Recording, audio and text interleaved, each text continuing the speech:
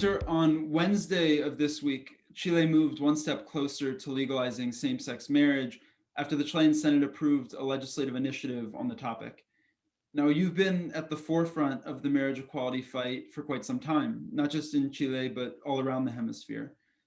In fact, I vividly remember 7 years ago sitting on your balcony in Medellin after working together on marriage equality in Colombia, and you were then leading a whole host of cases in Chile, and you were then preparing to testify before the Chilean Congress.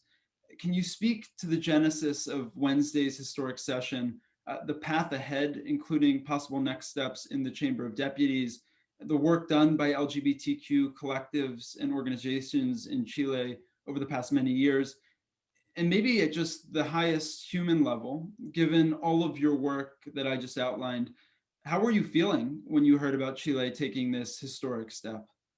Happy, and then exhausted.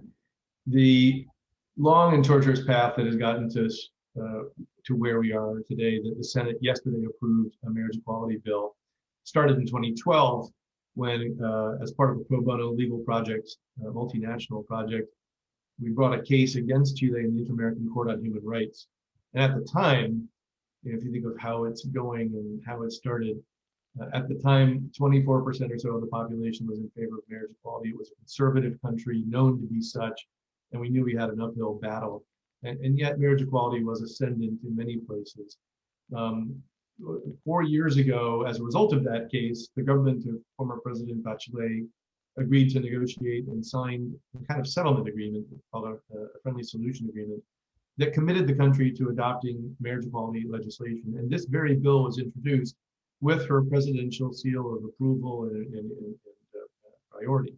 However, her successor, President Piñera, promptly suspended all activity in favor of the bill, took out marriage equality as a priority in his human rights program. And several ministers of his cabinet went around saying that they were going to impede, not promote marriage equality. But the MOVU organization, as well as Corazón Iguales and other important colectivos in Chile representing the LGBT community, took heart and took strength from their international successes that were seen in other countries in Latin America, and constantly pressed to keep the government working towards marriage equality. Finally, President Piñera dropped his opposition, very surprisingly recently. He did so after we reactivated the case in the Inter-American Human Rights Commission. So we feel that it had some effect on that. I do remember when you and I were in Medellin, you were helping coordinate amicus briefs in support of the case in Colombia. We now see actually that more than 2/3, I think it's coming up to 75% of the population of the Americas, from Canada to Argentina, all the way north to south, now live where same-sex couples can get married, but our work isn't done.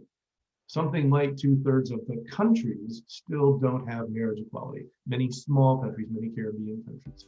And that's where the work continues.